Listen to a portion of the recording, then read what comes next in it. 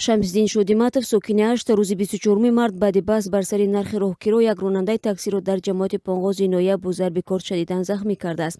Ин ронандаи 58-солаи таксӣ ки манобеъи Радиои Озодӣ аз ӯ Уктам Содиқов ном бурданд, пас аз ҷарроҳӣ дар бемористони шаҳидон маркази ноҳияи Ашт ҷон додааст. Гуфта мешавад Содиқов сокини шаҳри Хуҷанд аст.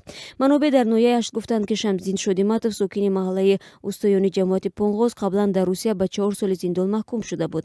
Вай рӯзи шанбе аз Русия ба Хуҷанд омада то расидан ба зодгоҳаш ҷамоати Понғоз таксӣ киро кардааст. ӯ аз Русия меомадааст. Баъд аз зуҳр дар шаҳри Хуҷанд ин таксиро ба 200 сомонӣ киро кардааст. Вақте ба ҷамоат мерасад, байни онҳо бар сари нархи роҳгиро баҳс мешавад. Сипас Шодиматов ронандаро ба болотари ҷамоат бурда ба танаш чанд корд задааст, афзуд манба.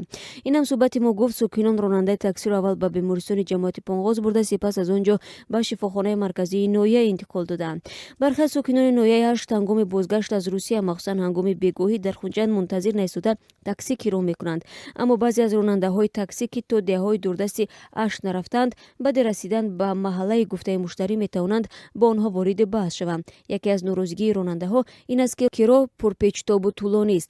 Аз Хуҷанд то ноҳияи Ашт беш аз 100 километр роҳ аст. Ронандаҳои таксӣ дар Хуҷанд ҳаққи рафту баргаштро аз муштарии худ мегиранд ва қимати он тақрибан ба 200 сомонӣ ва гоҳи вақт аз он бештар мерасад. Зоҳиран баҳси ин ду нафар низ бар сари тӯли роҳ ва нархи роҳгиро сар задааст. Мегӯянд азбаски дар мошин дурбини назоратӣ насб шуда будааст, мақомот зуд омили марги ронандаро ёфта субҳи 25 март дастгир карданд, гуфт мусоҳиби мо.